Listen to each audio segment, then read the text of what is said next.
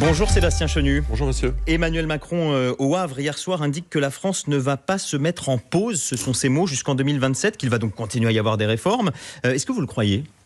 J'aimerais pouvoir le croire, mais la première des choses, ce serait de convoquer l'Assemblée nationale en session extraordinaire pour que nous ne soyons pas en pause. Vous voulez, le premier démenti déjà à cette déclaration d'Emmanuel Macron, c'est la réalité. Il avait la possibilité de convoquer une session extraordinaire de l'Assemblée nationale. Marine Le Pen l'a demandé d'ailleurs. Elle lui a exprimé avec Jordan Bardella lorsqu'ils sont allés le voir. Et rien n'est fait. Or, nous avons besoin de débattre, nous avons besoin de travailler sur des projets de loi issus du futur gouvernement, mais sur des propositions de loi issues des députés. Et Emmanuel Macron n'a pas choisi de réunir l'Assemblée nationale. Il ne faut pas comprendre que c'est plutôt Emmanuel Macron qui dit « Voilà, je serai à la manœuvre, je serai là jusqu'en 2027. » Déjà, je serai là jusqu'en 2027, c'est important. Et surtout, je serai à la manœuvre. Il va y avoir des réformes. Oui, mais enfin, vous le voyez ou non. Excusez-moi, le président de la République va pas dire l'inverse. Il va pas dire « Écoutez, je rentre chez moi, je pars avec Brigitte au Touquet et vous n'entendrez plus parler de moi jusqu'à la fin du mandat. » Pour acter le résultat des législatives d'une façon un peu différente. Non, le président de la République a d'abord un rôle institutionnel dans notre pays et il est normal qu'il l'assume. Ce serait très étrange. L'inverse serait très étrange. Pardon, mais ça va à l'encontre de ce que laisse entendre Marine Le Pen, qui a l'air de considérer qu'il n'ira pas au bout. Alors, j'allais dire, il nous dit qu'il ira, effectivement, il semble dire que lui, il ira jusqu'au bout. Bon, d'abord, il ne va pas dire le contraire aujourd'hui, mais Emmanuel Macron nous a montré qu'il était tout à fait capable de changer de pied assez régulièrement, assez facilement. Vous savez, quand vous êtes capable d'imaginer nommer Premier ministre Thierry Baudet ou Bernard Cazeneuve des Socialistes et terminer avec Michel Barnier, d'avoir nommé Blanquer et Pape Ndiaye, si vous n'avez pas vraiment de ligne. Vous y croyez vraiment à l'idée qu'Emmanuel Macron pourrait démissionner, ou est-ce que vous ne voulez pas plutôt le pousser à démissionner ? Ah, mais moi je crois que tout est possible. C'est-à-dire que je pense que si le pays venait à se bloquer, pour une raison ou pour une autre, un blocage institutionnel, c'est-à-dire qu'on n'arrive plus à faire avancer le pays, à voter des textes à l'Assemblée nationale parce que les trois blocs finalement se neutralisent les uns les autres, ou un blocage, on l'a déjà vu dans le pays à travers une crise, on a connu les gilets jaunes, les banlieues, etc. Je pense qu'effectivement, le président de la République peut d'abord redissoudre à partir de juin 2025, premier levier d'action, mais aussi peut démissionner. Et ce que nous dit Emmanuel Macron aujourd'hui ne l'engage que finalement jusqu'à demain matin. Vous parlez des trois groupes et vous avez raison. Il ne faut pas oublier, j'imagine que vous ne l'oubliez pas, que le RN ne pourra pas seul renverser le gouvernement Barnier. Même avec les ciotistes, vous êtes 143, il faut 289 voix pour que la censure passe. Ça veut dire que la gauche, vous pouvez aussi vous retrouver en minorité. Si la gauche décidait de collaborer d'une façon... Nous ne sommes pas majoritaires, ça n'a échappé à personne, mais nous avions dit, et Jordan Bardella l'avait dit, et Dieu sait ce qu'on avait entendu pendant la campagne législative, il avait dit, quand on n'a pas la majorité absolue, c'est pour ça que je demande une majorité absolue, c'est très difficile, voire impossible de gouverner. Nous y sommes, ce que nous avions dénoncé, eh bien, nous le vivons actuellement. Mais nous sommes aussi le premier groupe de l'Assemblée nationale, et j'allais dire, nous sommes la seule opposition à Emmanuel Macron. Tous les autres, à un moment ou un autre, ont voté pour Emmanuel Macron ou pour leur candidat. La gauche a voté pour Emmanuel Macron au second tour des présidentielles, la gauche a voté en se retirant pour des candidats macronistes. Les LR ont participé de ce sketch éternellement, ils n'ont jamais voté de motion de censure lors de la précédente législature. Nous sommes les plus importants, mais nous sommes la seule opposition à Emmanuel Macron. Alors l'enjeu, c'est moins Emmanuel Macron désormais, vous le disiez vous-même, que Michel Barnier. Est-ce que Marine Le Pen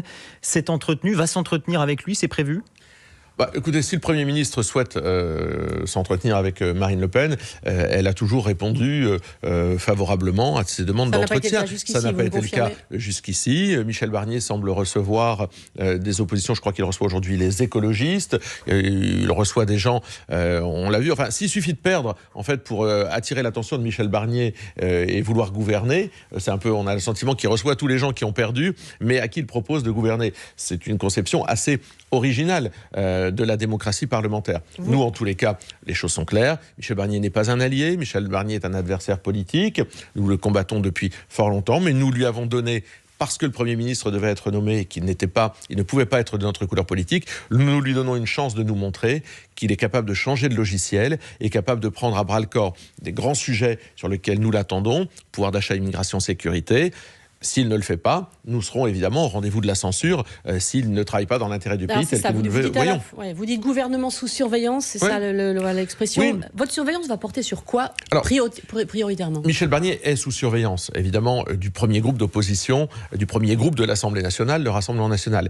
Il est sous surveillance aussi, il faut bien en être conscient, de toutes les agences de notation de l'Union européenne. Je veux dire, Michel Barnier est sous la surveillance de beaucoup de monde. Non, mais quels sont les casus belli, si on est accès à un peu concret? On a entendu censure si hausse d'impôts, par exemple. La première des choses, c'est que nous lui avons donné la possibilité d'avancer, donc c'est-à-dire d'aller jusqu'à la construction d'un budget. Et c'est là qu'on va voir si Michel Barnier, dans quel sens avance Michel Barnier. S'il y a des hausses d'impôts, évidemment, alors que nous demandons, nous, une politique en faveur du pouvoir d'achat des Français, nous irons jusqu'à la censure. Alors, si nous apercevons que les classes populaires et la France qui bosse est encore pressurée. Alors voilà, parce que vous avez dit hausse d'impôts, effectivement, pour que chacun comprenne bien. S'il y a, par exemple, des hausses d'impôts sur les hauts revenus, les 1%, par exemple, est-ce que là, vous censurez ou est-ce que vous dites ça, c'est plutôt de la justice fiscale? Non, mais là, on peut voter contre, parce que vous savez qu'on peut voter contre un budget, et puis ensuite, si le budget... On peut même voter contre des mesures. Voilà, et on peut voter contre des mesures, et là, nous donnons toute l'attitude pour le faire.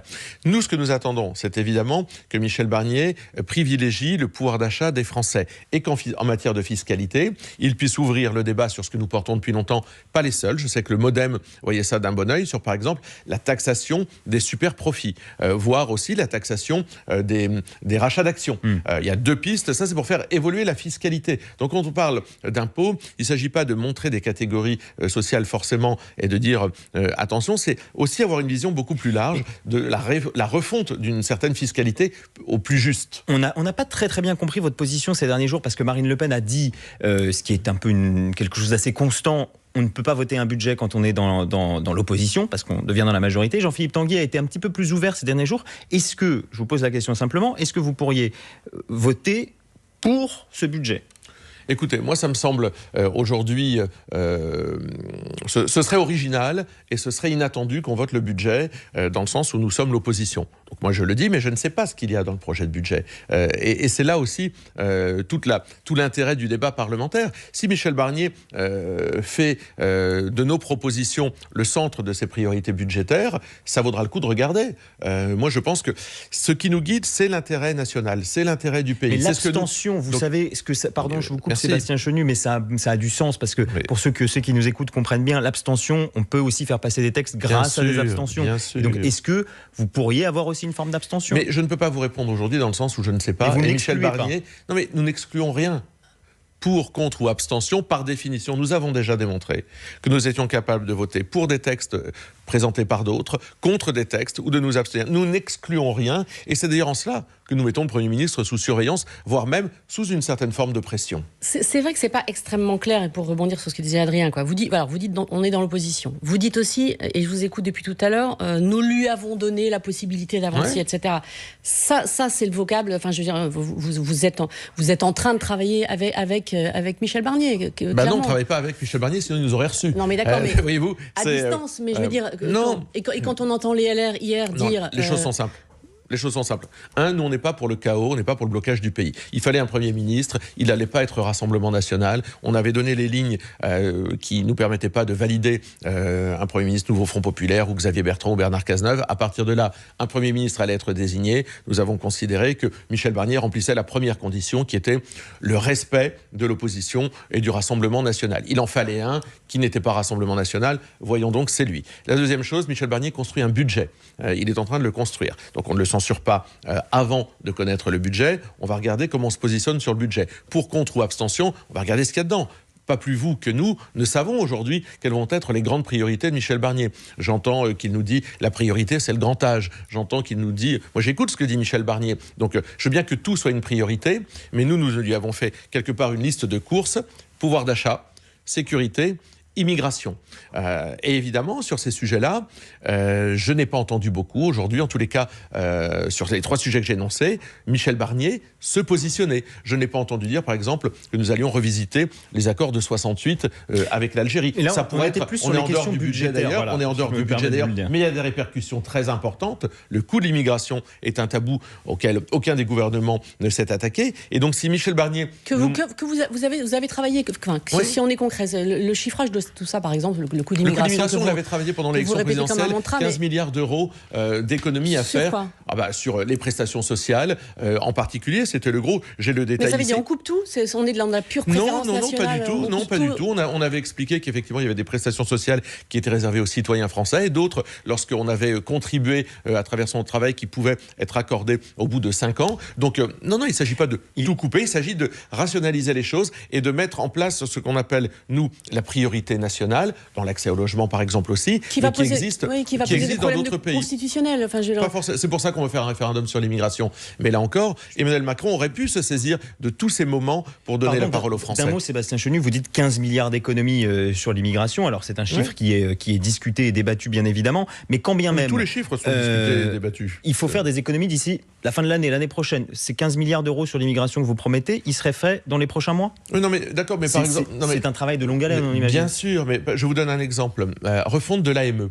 L'AME, c'est 1,2 milliard à peu près par an. L'aide médicale d'État, c'est une aide qui est accordée aux gens qui sont en situation irrégulière, donc qui n'ont pas de raison d'être sur notre territoire, et qui est accordée chaque année. Elle coûte 1,2 milliard par an. Nous, on est pour une aide médicale d'urgence, c'est-à-dire soigner des gens qui sont à l'article de la mort, évidemment, on ne laisse pas mourir quelqu'un sur le territoire français, et également travailler dans la lutte contre les épidémies qui pourraient éventuellement apparaître. Et mais précisément, beaucoup de spécialistes disent il ne faut pas même modifier le périmètre. Oui, mais avec les socialistes, il ne faut jamais... Oui, mais c'est important. Vous avez peut-être entendu l'argument d'Édouard Philippe là-dessus, précisément, qui avance cet enjeu de santé publique en disant ne pas soigner les personnes malades sur le sol français. Je viens de vous dire l'inverse. Oui, mais vous dites on va réduire le périmètre. Mais oui, parce qu'en fait, cette aide médicale d'État, elle est contournée. Il y a un panier de soins tellement large qu'en réalité, elle fonctionne comme un appel d'air. D'ailleurs, ce sont les députés Horizon qui, je le rappelle, avaient déposé une proposition de loi lors du précédent mandat pour revoir avec les LR l'aide médicale d'État. Ça, par exemple, c'est une économie qu'on peut évaluer à 700 millions d'euros si on réduit le périmètre. Donc, vous voyez, vous dites, on ne peut pas ramener immédiatement 15 milliards d'euros. On en est évidemment d'accord. Mais là, on a déjà des 700 sommes millions, conséquentes. 15 milliards, c'est... Non, mais d'accord. Mais je vous parlais tout à l'heure des taxations des surprofits. Là, on a aussi des marges qui peuvent immédiatement être reconquises. Sébastien Chenu, vous restez avec nous. On va parler notamment de votre volonté d'abroger la réforme des retraites juste après le fil info, 8h45, Claire Checaglini. Dans les Pyrénées-Orientales, le feu ne progresse plus depuis minuit aux alentours de Castelnou, au sud-ouest de Perpignan. 2 pompiers ont été légèrement blessés, une habitation endommagée et plus de 400 hectares brûlés. 3 hélicoptères sont encore mobilisés aujourd'hui alors que la tramontane reste forte. Les LR plaident pour une politique de rupture, Emmanuel Macron pour des compromis. Hier, les parlementaires républicains ont assuré Michel Barnier de leur soutien s'il mettait un coup de barre à droite. Le président en déplacement dans le fief normand d'Édouard Philippe appelle à des concessions et à une nouvelle ère au Parlement. Aux États-Unis, Boeing annonce des négociations après le vote d'une grève massive. Près de 30 000 salariés travaillant dans la région de Seattle ont décidé de cesser le travail. Ils réclament des hausses de rémunération. Pyongyang lève le voile sur son usine d'uranium enrichi. La Corée du Nord a diffusé pour la première fois des images de centrifugeuses servant à ses bombes nucléaires. Kim Jong-un souhaite que leur capacité de production augmente de façon exponentielle. Football, 4e journée de Ligue 1, déplacement du LOSC, 6e au classement dans le chaudron stéphanois chez la Lanterne Rouge. Saint-Étienne-Lille, coup d'envoi à 20h45. France Info. Le 8h30 France Info, Bérangère Bonte, Adrien Beck. Et Sébastien Chenu, notre invité, ce matin député du Nord, porte-parole du Rassemblement National. Les Républicains ont reçu Michel Barnier hier à Annecy. Ils lui ont promis leur soutien très clair en échange d'une politique de droite, de rupture, avec plus de sécurité, ont-ils dit, et moins d'immigration. Michel Barnier lui-même d'ailleurs dit les Français ont le sentiment que les frontières sont des passoires. D'abord, si c'était des passoires, on n'aurait pas 8000 morts par an aux frontières. On est d'accord là-dessus ? Non, enfin, on entre très facilement dans l'Union européenne et encore plus à cause de Schengen en France. La réalité, c'est que nous avons évidemment une inflation de l'immigration année après année, une inflation des demandes d'asile, du contournement du droit d'asile dans notre pays, qui fait que s'établissent dans notre pays des gens qui n'ont rien à y faire et qui sont issus de pays qui ont certes des difficultés économiques, mais parfois qui ne sont pas issus de pays en guerre. Or, si on se met à accepter évidemment sur notre territoire l'arrivée quantité de gens qui viennent de pays qui ont des difficultés économiques, on n'en sortira pas. Oui, enfin, les mots sont importants. Quand on dit des passoires, encore une fois, il y a quelque chose d'indécent dans l'idée de si on quand on regarde le bilan aux frontières. Non, mais moi, je veux dire les choses telles qu'elles sont. 8 000 morts par an. Ce n'est pas géré. Et c'est bien parce que l'immigration n'est pas gérée qu'il y a des morts dans les mers qui entourent notre continent européen. C'est bien parce que l'immigration n'est pas gérée. Parce que, évidemment, le message qu'on doit envoyer aussi aux autres continents, c'est que nous ne pouvons pas accueillir. C'est pas le message de la France uniquement. C'est pas uniquement la parole que j'aimerais entendre du président de la République. C'est celle que j'entends aujourd'hui du chancelier allemand. Là aussi, il faut quand même entendre quelque chose. Pendant les élections européennes, j'avais beaucoup entendu d'analystes, de journalistes, d'adversaires politiques moquer la proposition de Jordan Bardella sur la nécessaire double frontière, c'est-à-dire en réalité gestion des frontières extérieures de l'Union européenne et puis contrôle aux frontières françaises comme on le proposait. Moquer, comme vous dites, parce que difficilement applicable déjà. Oui, d'accord, mais enfin, l'Allemagne... Voire impossible à appliquer. Non, pas impossible à appliquer. D'abord, ça a déjà été fait. En période Covid, quand Emmanuel Macron avait indiqué on ferme les frontières. Moi qui suis, et vous êtes nordiste également, frontalier de la Belgique, on ne pouvait plus aller en Belgique comme on le souhaitait. Il y avait des contrôles. Bon, l'Allemagne... On ne peut pas durablement remettre des doubles contrôles, vous le savez pertinemment, dans un contexte en plus budgétaire. Mais l'Allemagne le fait là pour 6 mois d'ailleurs, ce qui est dans le parfait respect des textes.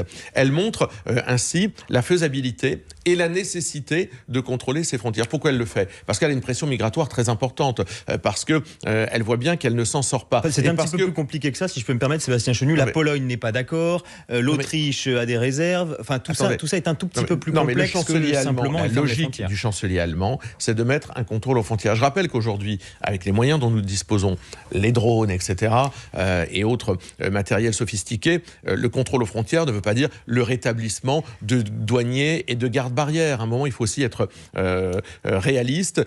Nous pouvons aujourd'hui contrôler et maîtriser nos frontières. Et puis, c'est un signal qu'on envoie.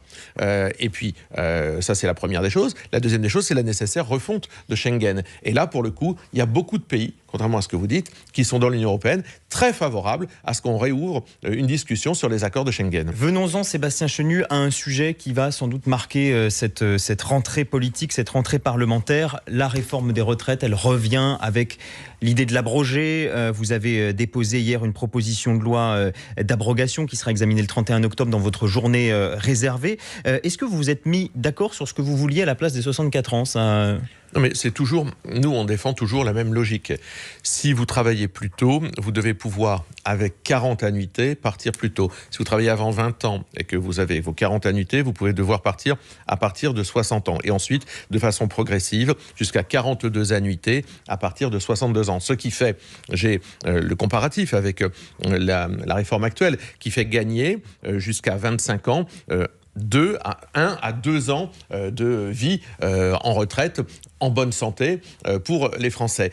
Ce qui pose problème aujourd'hui, c'est que la réforme qu'on nous a vendue, et c'est pas moi qui le dis, je regardais les chiffres du comité de suivi des retraites, c'est que cette réforme, à long terme, elle va coûter cher. Elle devait rapporter 18 milliards d'euros, et elle est en train de coûter cher. Pourquoi? Parce qu'il y a évidemment aussi des coûts d'assurance maladie, des gens qui vont arriver en retraite malades, qui vont arriver en retraite en n'étant pas capables d'aller jusqu'au bout, et qui vont s'arrêter, qui vont se mettre en arrêt maladie. On voit bien qu'il y a une logique qui a présidé à cette réforme de retraite, qui était une logique comptable, mais qui se heurte au mur de la réalité. Ça va coûter tellement cher que Marine Le Pen, manifestement, a hésité à accepter les 43 annuités de cotisation au lieu de 42.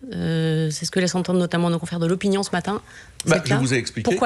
Pourquoi finalement Mais parce que nous privilégions une logique qui est celle de la qualité de vie des Français, notamment des carrières longues. C'est pas uniquement une logique comptable. Mais s'il y a une exigence comptable... Mais de l'autre côté, c'est pas uniquement une histoire de comptabilité, cette réforme des retraites. Nous, on est pour, par exemple, que les jeunes puissent rentrer beaucoup plus tôt sur le marché du travail.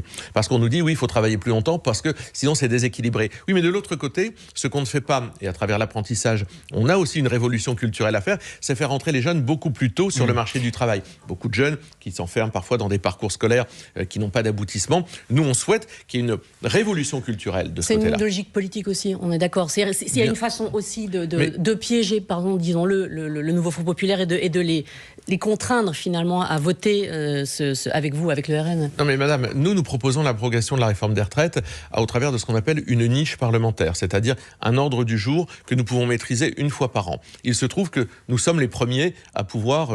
c'est le fait, parce que nous sommes le plus grand groupe, à pouvoir déposer des textes. Moi, je ne cherche pas à piéger qui que ce soit. Mais vous avez besoin du bien sûr, soutien. tout le monde a besoin de tout le monde dans cette assemblée. Et vous imaginez bien qu'ils vont essayer de trouver les moyens pour ne pas voter avec vous. Mais c'est leur problème. Nous disons aux Français, nous mettons sur la table l'abrogation de la réforme des retraites, qui est souhaitée par une majorité de Français. Nous mettons ça sur la table.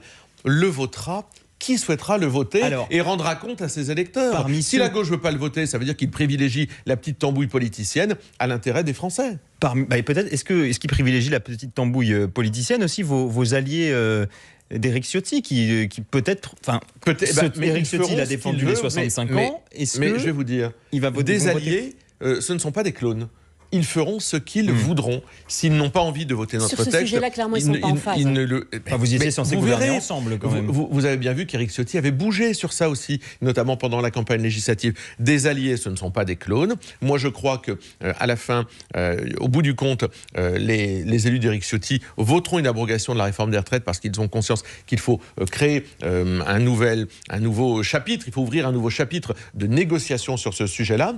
Mais la gauche, dans son cynisme le plus absolu, sera donc capable de taper sur des casseroles, de manifester, de faire réélire Elisabeth Borne ensuite et de ne pas voter l'abrogation de la réforme des retraites lorsque ça arrive devant eux. Sincèrement, est-ce que tout ça est très sérieux et très respectueux des électeurs? Sébastien Chenu, avant-hier, le bureau national du RN a planché sur une réforme du parti qui doit encore être présentée au Conseil national et qui doit connaître plusieurs étapes. L'idée, c'est de mieux vous préparer en cas de nouvelle dissolution de l'Assemblée. Ça veut dire que la casquette nazie, les propos racistes, etc., ça n'arrivera plus.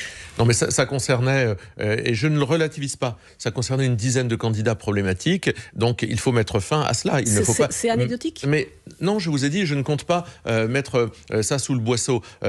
J'aimerais aussi qu'on regarde les autres partis politiques qui, parfois, ont eu des candidats problématiques. Oui, d'accord, mais on n'a pas le même niveau d'exigence vis-à-vis des autres. Tant mieux pour nous, quelque part. Est-ce que c'est vraiment des dérapages? Roger Chudeau. Bah oui, ce sont des dérapages. Non, mais Roger Chudeau, que certains voyaient déjà ministre de l'Éducation, qui explique que Najat Vallaud-Belkacem... Ah non, chez vous aussi, pardon. Que Najat Vallaud-Belkacem n'aurait pas dû être ministre parce que pas franco-française. En gros, il a failli être élu, accessoirement. 49,72%. Il est élu. Est-ce qu'il a sa place à l'Assemblée nationale avec Il a fait un mea culpa, je crois, très sincère. Et je pense qu'on peut aujourd'hui considérer qu'il a commis une erreur de quart. Il a commis, effectivement, il a tenu des propos qui ont été démentis immédiatement par Marine Le Pen et qui l'ont fait reculer. Au-delà de ça, ce en quoi il faut nous juger, c'est notre capacité à évidemment sanctionner des gens qui ne sont pas dans la ligne politique que nous édictons ou qui ont des propos qui sont inacceptables. Nous le faisons. C'est pas le cas dans les autres partis, hein. Sincèrement. On va pas parler de la France Insoumise, mais eux, leurs candidats dérapent matin, midi et soir. Je parle pas de la France Insoumise, en l'occurrence. Quels autres partis que la France Insoumise? Non, mais moi je parle de la France Insoumise, là. Je parle de la France Insoumise. Les propos de Mme Rima Hassan, tout ça, personne ne trouve rien à redire dans ce mouvement. Au contraire, ils sont souvent encouragés. Donc nous, quand quelqu'un se conduit mal, on le sanctionne. Et c'est bien normal. Alors, quand Jordan Bardella, si on en croit un journaliste de Libération, Tristan Berthelot, dans un livre qui s'appelle Machine à gagner, qui paraît au Seuil, il est dit qu'il aurait, lui aussi, bénéficié d'un emploi fictif d'assistant parlementaire. On est à 15 jours du début du procès. Lui a démenti. Est-ce qu'il a déposé plainte contre ce livre ? J'ignore s'il a déposé plainte. En général, en général, voilà. Sur des accusations aussi graves. En général, on ne dépose pas plainte, nous, contre la presse. C'est assez rare qu'on poursuive la presse. Mais quand les faits sont faux, si vous considérez que c'est faux, vous déposez plainte. Évidemment, nous contestons ça tout à fait formellement. Jordan Bardella le conteste. Bon, M. Berthelot est un militant politique qui a fait de la lutte contre le Rassemblement national. Oui, ça n'empêche pas d'être un militant politique. On peut être journaliste et militant politique. On peut avoir une carte de journaliste et être un militant politique. Il a fait en tous les cas de la lutte. Sans rigueur professionnelle. Donc il a fait de la lutte contre le Rassemblement national l'alpha et l'oméga de son engagement. Donc nous contestons cela formellement. Un procès sur l'affaire des assistants parlementaires va avoir lieu. Nous contestons les reproches qu'ils nous ont faits. Nous mettrons aussi en lumière les pratiques du Parlement européen, notamment de son bras armé, l'OLAF, qui nie les droits de la défense, qui aujourd'hui nous montre que l'Union européenne ne respecte pas bien souvent les droits de la défense, alors qu'elle-même est très exigeante des États. Va disparaître pendant ces 2 mois d'audience, comme François Bayrou, qui s'était un peu mis en retrait à l'époque. Non, pas du tout. Je ne crois pas que ce soit le tempérament de Marine Le Pen de se planquer. Je crois que Marine Le Pen, au contraire, va prendre à bras-le-corps ce procès pour démontrer toute toutes les mensonges et les procès qui sont faits au Rassemblement national par l'Union européenne, qui ne supporte pas que nous contestions en réalité son fonctionnement, on est assez serein. Moi, je dois vous dire, parce qu'on a vu François Bayrou, qui, dans le même genre de procès, lui-même a été relaxé. Donc, on ne voit pas pourquoi il aurait, pour les mêmes reproches, un traitement différencié d'une autre. Je crois que Jean-Luc Mélenchon va devoir répondre des mêmes choses. Bon, voilà, on est assez serein, mais Marine Le Pen est combative. Sébastien Chenu, pour finir, une question d'actualité. La Fondation Abbé Pierre et Emmaüs, qui poursuivent son action pour les déshérités, ont décidé de faire disparaître son nom de leur intitulé après la révélation de nouvelles, de 17 nouveaux témoignages d'agressions sexuelles. Est-ce qu'il faut totalement invisibiliser l'Abbé Pierre de la société française ? Réponse courte, Sébastien Chenu, s'il vous plaît. Très compliqué. J'ai pas de vraie réponse. L'Abbé Pierre ne peut pas, évidemment, se défendre. Moi, j'ai vraiment confiance dans le témoignage des femmes qui portent ces accusations. Je ne vois pas pourquoi elles inventeraient ça. Donc, il faut écouter cette parole. Il n'y a pas de vache sacrée. Je vous pose la question parce que quand c'était Gérard Depardieu, vous aviez dit la Légion d'honneur s'enlève pas sur des propos l'abbé Pierre Gérard Depardieu, ou des critères l'abbé moraux. Pierre Gérard Depardieu, c'est pas le même service rendu à la société. On va s'arrêter là. Merci Sébastien Chenu d'avoir été l'invité du 8-30 France Info. Merci Bérangère Bonte. Dans un instant, les informés avec Renaud Dely. On vient d'en parler. Le budget, nerf de la guerre en cette rentrée. Michel Barnier va-t-il parvenir à résoudre le casse-tête? Et puis abrogation, aménagement, quel sort pour la réforme des retraites? On en parle avec Renaud Dely et ses informés dans quelques minutes.